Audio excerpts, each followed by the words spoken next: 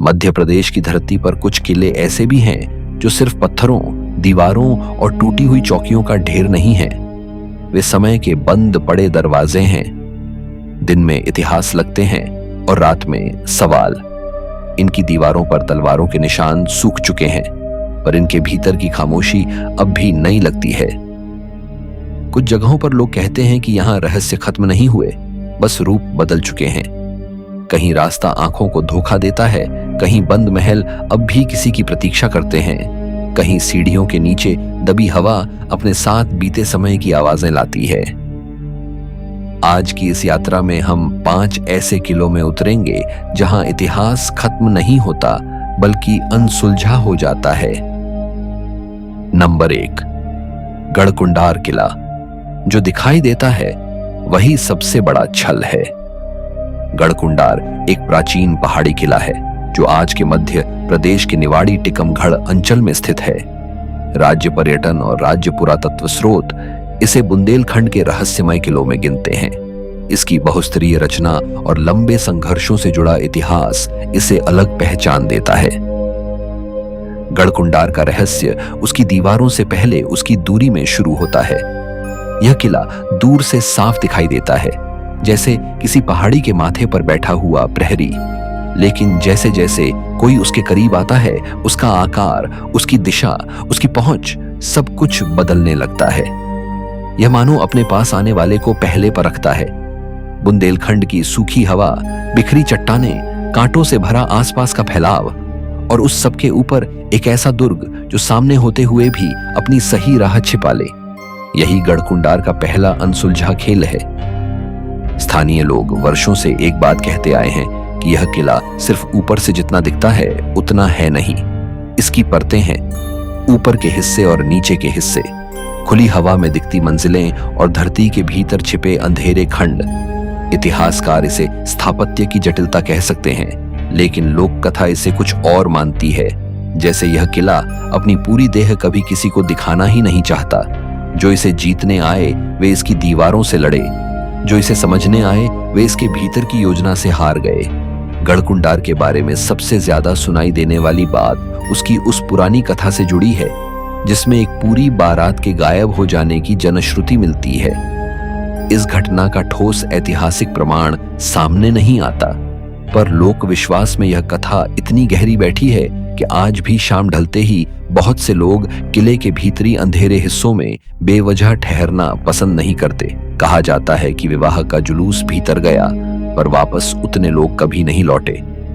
कुछ लोग कहते हैं रास्ता भटका, कुछ कहते हैं नीचे के बंद हिस्सों में दम घुटा, कुछ इसे विश्वासघात मानते हैं और कुछ इसे उस किले का अपना न्याय जो बिना इजाजत भीतर उतरने वालों को वापस नहीं करता।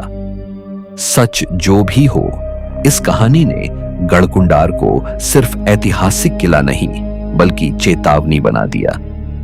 इस किले की सबसे विचित्र बात उसका वातावरण है। कई पुराने किलों में वीरानी होती है, पर गढ़कुंडार की वीरानी स्थिर नहीं है। यहाँ खामोशी चलती हुई लगती है। एक मोड़ पार कीजिए, हवा बदल जाती है। एक दरवाजा पार कीजिए, आवाजों का वजन बदल जाता है। कोई पक्षी अचानक बहुत पास से उड़ जाए तो भी लगता है जैसे किसी ने भीतर से संकेत दिया हो। ऐसे स्थानों पर मनुष्य का भय सिर्फ अंधेरे से नहीं बनता, वह उस भावना से बनता है कि जगह आपसे ज्यादा जानती है। कहा जाता है कि इस किले की रचना ही ऐसी थी कि शत्रु भ्रमित हो जाए। यही रणनीति आज भी एक मनोवैज्ञानिक रहस्य बनकर जीवित है। बहुत से आगंतुक बताते हैं कि किले के भीतर दिशा बोध अचानक कमजोर पड़ने लगता है। खुला आकाश सिर पर होते हुए भी कुछ हिस्से दबाव पैदा करते हैं, जैसे दीवारें सिर्फ पत्थर न हों बल्कि किसी पुराने युग की बंद स्मृतियां हों। कुछ लोग इसे वास्तु रचना का प्रभाव कहेंगे, कुछ ऊंचाई और हवा का, और कुछ इसे वही अदृश्य उपस्थिति मानेंगे जिसका नाम कोई निश्चित नहीं कर पाता। गढ़कुंडार की कहानी को और भारी बनाती है उसका रक्त रंजित अतीत। राजवंश बदले, स्वामित्व बदला, वफादारियां बदली और हर बदलाव ने इस दुर्ग के भीतर एक नया तनाव छोड़ा। सत्ता के खेल में किले कभी तटस्थ नहीं रहते, वे साजिशों के गवाह बनते हैं। वे प्रेम, ईर्ष्या, महत्वाकांक्षा और प्रतिशोध के सबसे सुरक्षित मंच होते हैं। गढ़कुंडार के बारे में यही बात सबसे अधिक महसूस होती है। यह सिर्फ युद्धों का किला नहीं था, यह मनुष्यों की कमजोरियों का भी किला था। रात की कल्पना कीजिए, ऊपर आकाश बिल्कुल साफ है, नीचे पहाड़ी पर छाया गहरी हो चुकी है, दूर के गांवों की रोशनी धुंधली है और आप किले की किसी टूटी मेहराब के पास खड़े हैं। अचानक आपको लगे कि नीचे से कोई हल्की पदचाप उठी है, फिर कुछ नहीं, फिर हवा, फिर जैसे किसी ने बहुत दूर से नाम लेकर पुकारा हो, लेकिन इतना धीमे कि आप यकीन न कर सकें। यही गढ़कुंडार की असली शक्ति है। यह प्रत्यक्ष डर नहीं देता, यह संदेह देता है, और संदेह सीधा भय से ज्यादा लंबा जीता है।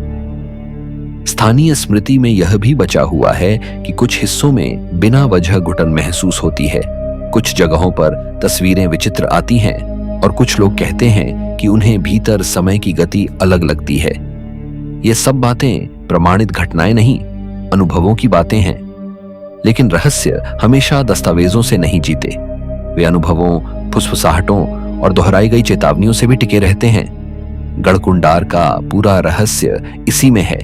यह आपको कोई साफ कहानी नहीं देता, यह सिर्फ टुकड़े देता है, और उन्हीं टुकड़ों से आप अपने भीतर एक डर बना लेते हैं। यही वजह है कि गढ़कुंडार को देखने वाले दो लोग कभी एक जैसा अनुभव लेकर नहीं लौटते। किसी को यह स्थापत्य का चमत्कार लगता है, किसी को युद्धक रणनीति का नमूना, किसी को राजवंशों का धुंधला अध्याय, और किसी को ऐसा बंद दरवाजा जो सदियों पहले बंद हुआ था लेकिन भीतर से अब भी पूरी तरह शांत नहीं हुआ। यही इसका अनसुलझा होना है, यही इसकी भुतही छाया है, और यही कारण है कि गढ़कुंडार आज भी इतिहास से ज्यादा एक जीवित पहेली की तरह याद किया जाता है। नंबर 2, ओरछा किला, जहां महल खाली हैं पर प्रतीक्षा अब भी बाकी है। ओरछा का दुर्ग परिसर बेतवा और जामनी नदियों के बीच स्थित बुंदेला राजाओं का ऐतिहासिक केंद्र है।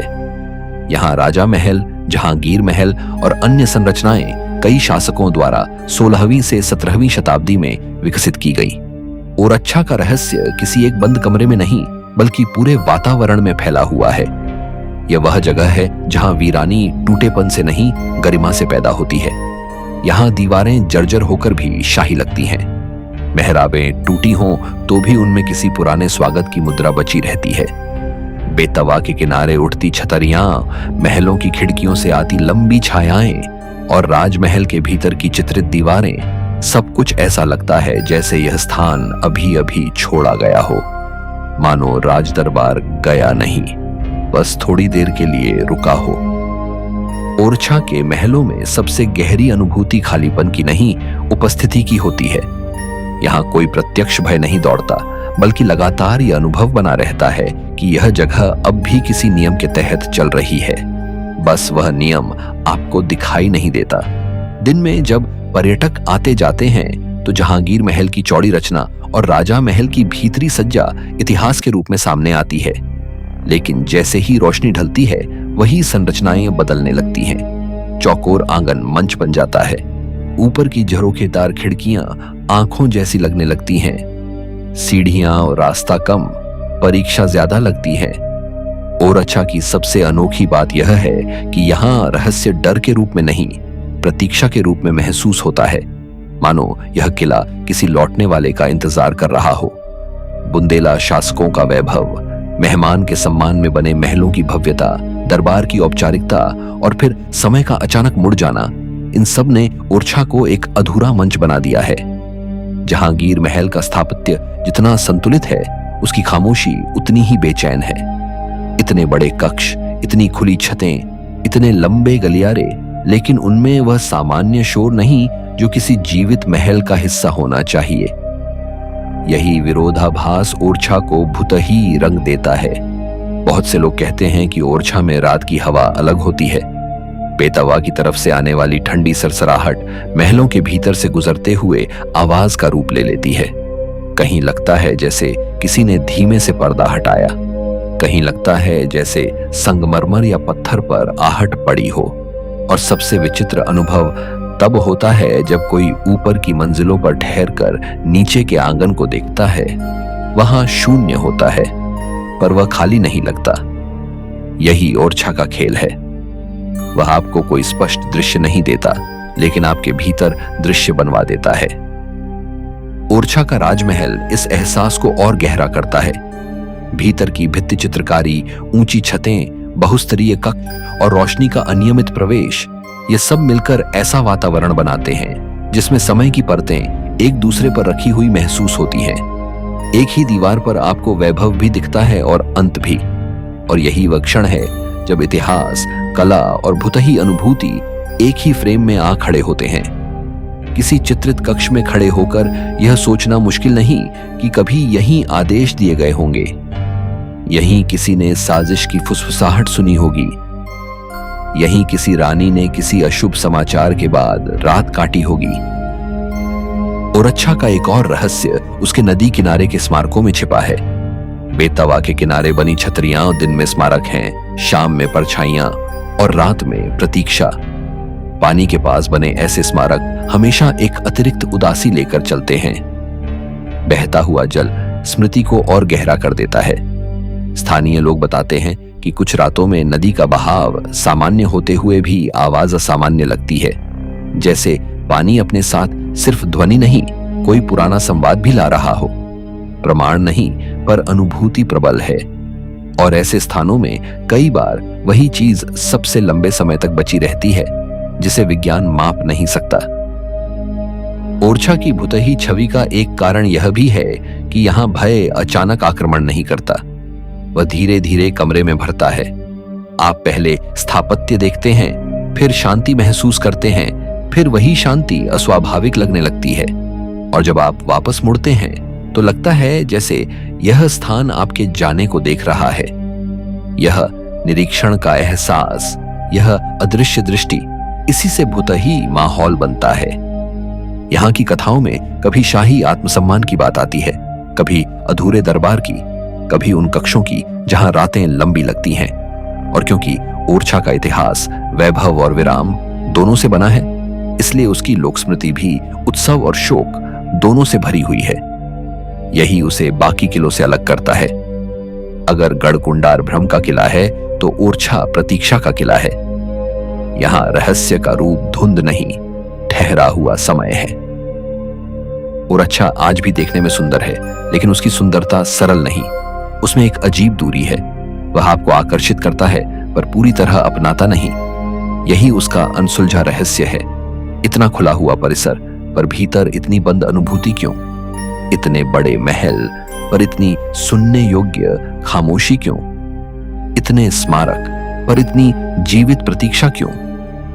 शायद इसी कारण ओरछा उन जगहों में गिना जाता है जहां इतिहास सिर्फ पढ़ा नहीं जाता, महसूस भी होता है, और कभी-कभी थोड़ा सा डराता भी है। नंबर 3, ग्वालियर किला, जहां ऊंचाई पर बना वैभव नीचे दबे हुए अंधेरों को नहीं मिटा सका। ग्वालियर किला मध्य भारत के सबसे प्रसिद्ध दुर्गों में है। यूनेस्को की प्रस्तावित सूची और मध्य प्रदेश पर्यटन के अनुसार मान मंदिर और गुजरी महल इसके प्रमुख स्थापत्य भाग हैं, जिनका निर्माण तोमर काल में हुआ। ग्वालियर किले का पहला प्रभाव शक्ति का है। ऊंचाई, विस्तार, दीवारों की पकड़ और पहाड़ी पर बैठा उसका विराट स्वरूप, सब कुछ यही बताता है कि यह किला किसी साधारण राजनैतिक महत्व का स्थल नहीं था। लेकिन हर विशाल किले की तरह इसका रहस्य भी उसकी ऊंचाई में नहीं, उसकी परतों में है। ऊपर राजसी स्थापत्य चमकता है, नीचे इतिहास के वे हिस्से पड़े हैं जो कम बोले जाते हैं। और जब कोई स्थान ऊपर से जितना सुंदर हो और भीतर से उतना ही भारी, तब वह अपने आप रहस्य का घर बन जाता है। ग्वालियर का मान मंदिर जितना आकर्षक है, उतना ही बेचैन करने वाला भी। बाहर की रंगीन साज सज्जा, सजावटी टाइलें, स्थापत्य की संतुलित भव्यता, सब कुछ एक शाही नियंत्रित दुनिया का एहसास देता है। पर जैसे ही आप भीतर की ओर बढ़ते हैं, वही सौंदर्य धीरे धीरे कठोर हो उठता है। कक्ष बड़े हैं, पर उनमें ऊष्मा कम है। गलियारे विशाल हैं, पर उनमें अपनापन नहीं। यह वह स्थापत्य है जो देखने वाले को प्रभावित करता है, पर भीतर खड़े होकर उसे पूरी तरह सहज नहीं रहने देता। ग्वालियर किले से जुड़ी सबसे गहरी भूतही अनुभूति उसके उन हिस्सों से आती है जहां इतिहास हिंसा, घेराबंदी, कैद और आत्म बलिदान के करीब पहुंचता है। पुराने किलों में अक्सर विजय की कथाएं सुनाई जाती हैं, पर हार, घेराव, बंदीपन और निराशा की आवाजें कहीं ज्यादा लंबे समय तक टिकती हैं। इस किले में वही जमा हुआ तनाव महसूस होता है।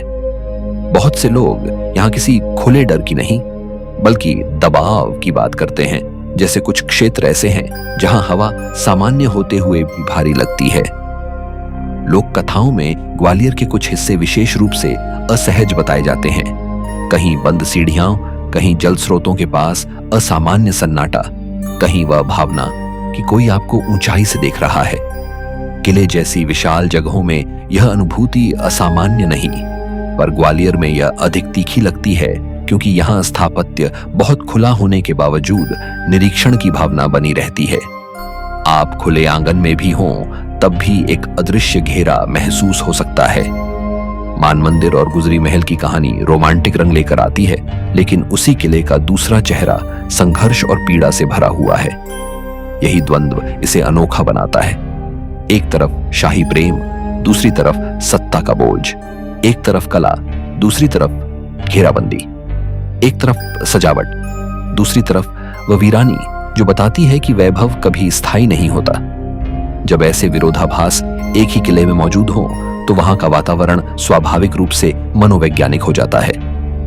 व्यक्ति वहां सिर्फ दिखता नहीं, भीतर प्रतिक्रिया भी करता है। ग्वालियर की रात की कल्पना अलग है। यह किला किसी घने जंगल के बीच का एकांत नहीं है। यह ऊंचे पर खड़ा, दूर दूर तक फैली जगहों को देखता हुआ प्रहरी है। इसलिए यहां अंधेरा बंद नहीं, फैलता हुआ महसूस होता है। हवा तेज चलती है, ऊंचाई पर ध्वनियां टूट कर आती हैं। कहीं दूर की आवाज पास लगती है और पास की चीज कभी बिल्कुल गायब। यही ध्वनि भ्रम कई लोगों के अनुभवों को और रहस्यमय बना देता है। किसी को लगता है किसी ने पुकारा, किसी को लगता है लोहे या पत्थर पर कुछ घिसा, किसी को लगता है सीढ़ियों पर कोई चढ़ा, पर सामने कोई नहीं। किले के भीतर जल संरचनाएं और भूमिगत तत्व भी उस भय को बढ़ाते हैं जिसे शब्दों में पूरी तरह पकड़ा नहीं जा सकता। जब पानी, पत्थर और अतीत एक साथ बंद जगहों में मिलते हैं, तो वातावरण अपने आप घना हो जाता है। ग्वालियर के संदर्भ में कुछ लोग बताते हैं कि कुछ हिस्से फोटो या वीडियो में जितने खुले दिखते हैं, वास्तविक उपस्थिति में उतने नहीं लगते। मानो कैमरा एक जगह दिखा रहा हो और शरीर दूसरी महसूस कर रहा हो। यही विसंगति डर को जन्म देती है। इस किले के साथ एक और बात जुड़ी है, ऊपर की भव्यता और नीचे की त्रासदी के बीच का अंतर। कई ऐतिहासिक स्थलों में यह अंतर मिलता है, पर ग्वालियर में यह बहुत तीव्र है। आप एक ओर कला से भरी दीवार देख सकते हैं और दूसरी ओर कल्पना कर सकते हैं कि इसी दुर्ग राजनीति के भीतर कैद, संघर्ष, असफलताएं और टूटे हुए जीवन भी रहे होंगे। इतिहास हमेशा चमकदार नहीं होता, और जब उसका अंधेरा भी उन्हीं दीवारों में बंद हो, तो वह देर सवेर वातावरण में उतर आता है। ग्वालियर की भूतही प्रतिष्ठा शायद इसी कारण बनी रहती है। यहाँ लोग किसी एक आत्मा की नहीं, बल्कि एक भारी उपस्थिति की बात करते हैं, एक सामूहिक स्मृति की। जैसे सदियों के संघर्ष ने इस दुर्ग के भीतर एक स्थायी ध्वनि छोड़ दी हो, जो सुनाई तो नहीं देती, पर महसूस होती है। यह वह डर नहीं जो अचानक चौंकाए, यह वह बेचैनी है जो धीरे धीरे आपके भीतर घर कर ले। और यही ग्वालियर का अनसुलझा रहस्य है। यह किला जितना विजेता दिखाई देता है, उतना ही घायल भी है। जितना खुला, उतना ही दबा हुआ। जितना सुंदर, उतना ही असहज।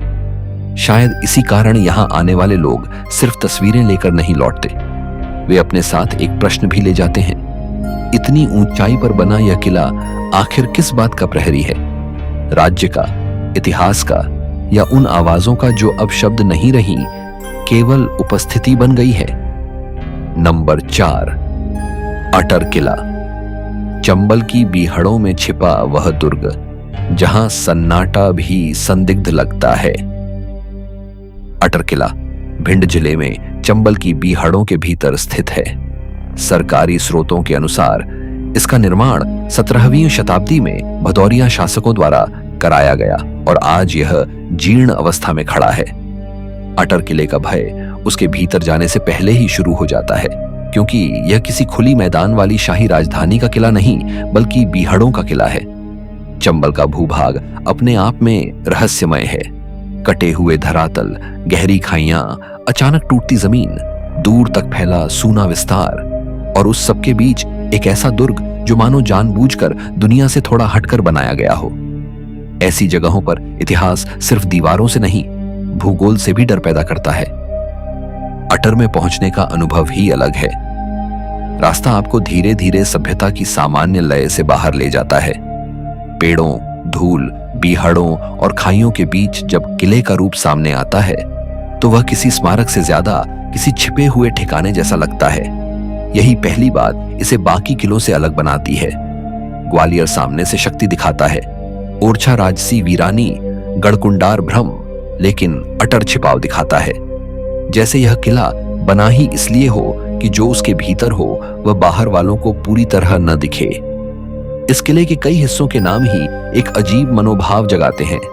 दरवाजे, महल, भीतरी खंड सब मिलकर यह संकेत देते हैं कि यहां जीवन वैभवशाली भी रहा होगा और कठोर भी। जीर्ण अवस्था आज उसकी खामोशी को और भयंकर बना देती है। टूटी दीवारें हमेशा डरावनी नहीं होती, लेकिन जब टूटन इस तरह हो कि लगे सब कुछ अचानक रुक गया, तब वह जगह अपने आप सवाल बन जाती है। अटर में यही होता है। यहां उजाड़पन प्राकृतिक क्षय नहीं लगता, मानो किसी घटना के बाद आई स्थायी चुप्पी हो। चंबल का अंचल लंबे समय से लोक कथाओं, टकरावों, पीछा, विश्वासघात और छिपे मार्गों के कारण रहस्यमय माना जाता रहा है। अटर किला इस पूरे भूभाग की मनोवृत्ति को अपने भीतर समेटे हुए लगता है। इसकी गलियां और टूटे कक्ष ऐसे लगते हैं जैसे किसी समय वे केवल निवास नहीं, निगरानी और नियंत्रण के बिंदु भी रहे हों।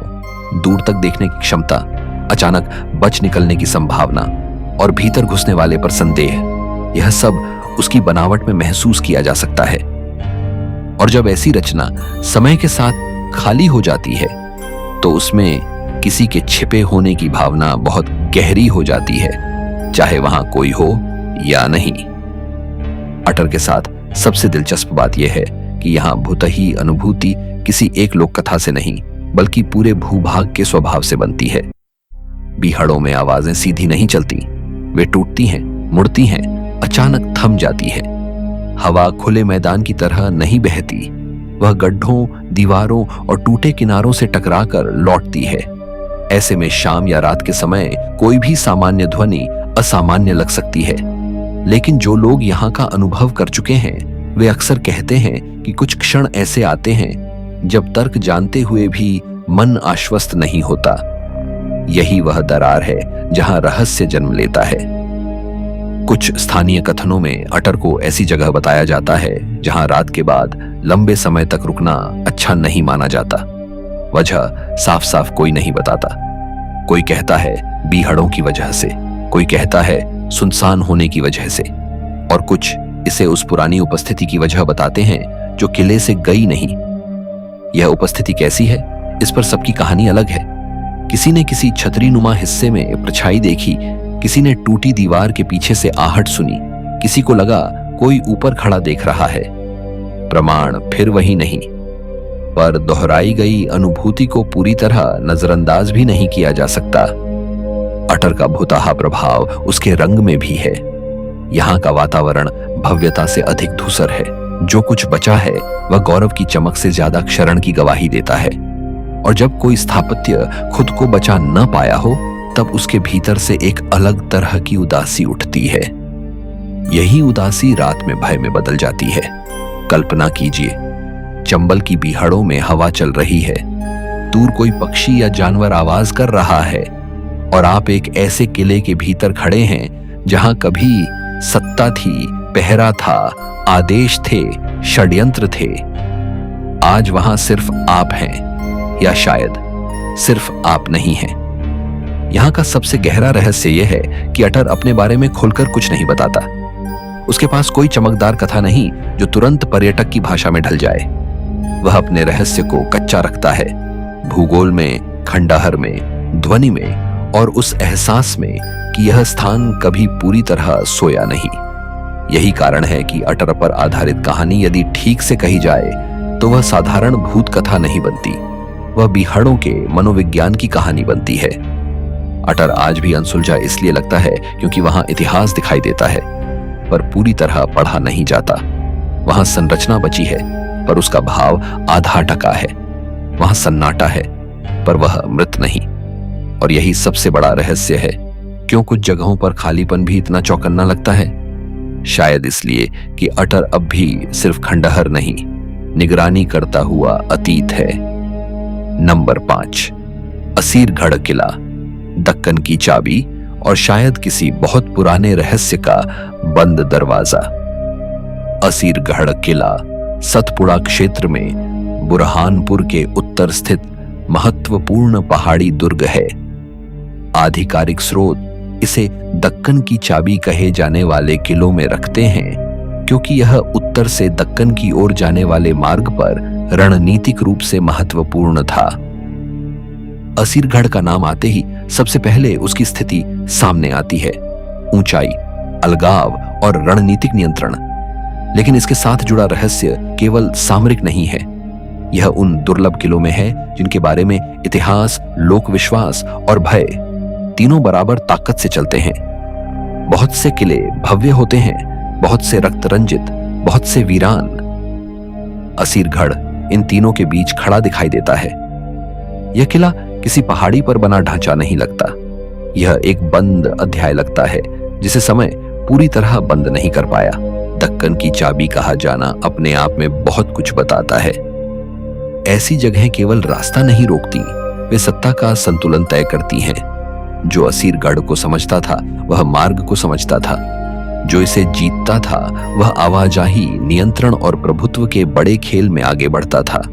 और यही कारण है कि इसके भीतर केवल सैनिक हलचल नहीं, भारी राजनीतिक तनाव भी जमा हुआ होगा। ऐसे किलों की दीवारें सामान्य नहीं रहती, वे केवल रक्षा नहीं करती, वे मनुष्यों की महत्वाकांक्षा को भी सोखती हैं। असीरगढ़ का वातावरण अन्य किलों की तरह सिर्फ स्थापत्य से नहीं बनता। यहाँ का खुला, ऊंचा, कुछ हद तक अलग थलग परिवेश अपनी ही एक मनः स्थिति बनाता है। जितनी दूर तक दृष्टि जाती है उतना ही व्यक्ति को अपने अकेलेपन का बोध होता है। और जब कोई स्थान इतना ऊंचा और इतना महत्वपूर्ण रहा हो तो वहां मौजूद खालीपन साधारण नहीं लगता। कई लोगों को ऐसे स्थानों पर एक पुरानी निगरानी का एहसास होता है, जैसे वहां आज भी कोई चौकसी की धुरी बची हो। असीरगढ़ के साथ जुड़ी सबसे प्रसिद्ध लोक मान्यता उन अदृश्य आगंतुकों की है जिनकी चर्चा सुबह सुबह पूजा सामग्री या चढ़ावे की कथाओं के साथ की जाती रही है। इन बातों का प्रत्यक्ष ऐतिहासिक प्रमाण नहीं है, लेकिन स्थानीय विश्वास में यह कथा इतनी गहराई से मौजूद है कि उसने किले की छवि को एक अलग ही आयाम दे दिया है। कई लोग इस जगह को सिर्फ पुराना दुर्ग नहीं बल्कि ऐसी सीमा मानते हैं जहां इतिहास और आस्था के बीच एक धुंधला क्षेत्र शुरू हो जाता है। और यह धुंधलापन ही रहस्य को सबसे लंबे समय तक जीवित रखता है। असीरगढ़ का भुताहा प्रभाव वहां की वीरानी से भी पैदा होता है। कुछ जगहें अकेली होती हैं, कुछ खाली। असीरगढ़ खाली कम, छोड़ा हुआ ज्यादा लगता है, मानो लोग गए हों पर जगह ने उन्हें पूरी तरह जाने नहीं दिया।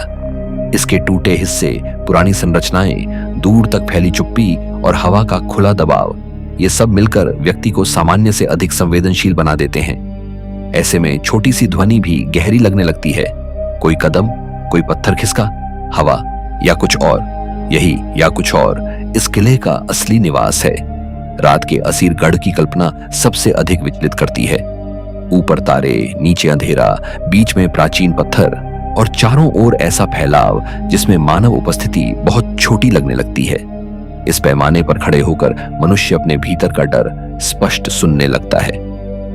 बहुत से लोगों का कहना है कि किले के कुछ हिस्सों में अकेले खड़े होने पर ऐसा लगता है जैसे स्थान स्वयं आपको परख रहा हो। यह बहुत सूक्ष्म अनुभूति है, पर भुतही माहौल का सबसे विश्वसनीय संकेत भी अक्सर यही होता है, जगह का निष्क्रिय न रहना। असीरगढ़ का एक और गहरा पक्ष उसकी परतदार ऐतिहासिक स्मृति है। अलग अलग शासक, अलग अलग काल, अलग अलग धार्मिक और राजनैतिक छापें, इन सब ने इसे एक बहुस्तरीय स्थल बनाया। जब एक ही जगह पर अनेक काल अपनी छाप छोड़ते हैं तो वह स्मारक संग्रहालय से ज्यादा प्रतिध्वनि कक्ष बन जाता है। हर दौर का कुछ बनाता है, कुछ मिटाता है, कुछ छोड़ देता है। असीरगढ़ ऐसा ही प्रतिध्वनि कक्ष लगता है, जहां हर युग की कोई न कोई परछाई अब भी मौजूद है। यहीं से उसके साथ जुड़ी भुतही धारणाएं भी मजबूत होती हैं, किसी एक घटना के कारण नहीं, बल्कि लंबी स्मृति के कारण। लोग कहते हैं कि कुछ स्थानों पर एक अकारण बेचैनी होती है। कुछ लोग प्रातः काल के अनुभवों की बात करते हैं, कुछ संध्या की। कोई कहता है कि वहां शांति असामान्य है, कोई कहता है कि वहां समय धीमा पड़ता है। ये बातें प्रमाणित नहीं, पर लगातार दोहराई गई अनुभूतियां हैं। और कई बार रहस्य की दुनिया में वही चीज सबसे टिकाऊ होती है जिसे साबित करना कठिन हो। असीरगढ़ की कथा इसलिए अलग है क्योंकि यहाँ डर सिर्फ भूत शब्द से नहीं बनता। यहाँ डर एक विशाल, प्राचीन, अज्ञेय उपस्थिति से बनता है। एक ऐसे स्थान से जो युद्ध भी जानता है, आस्था भी, रणनीति भी, परित्याग भी। यह किला जैसे पूछता है, जो लोग मुझे जीतते रहे, क्या वे सच में मुझे समझ भी पाए? और शायद इसी सवाल में उसका असली अनसुलझा रहस्य छिपा है। आज असीरगढ़ को देखने वाला व्यक्ति उसे केवल इतिहास की किताब की पंक्ति मानकर नहीं निकलता।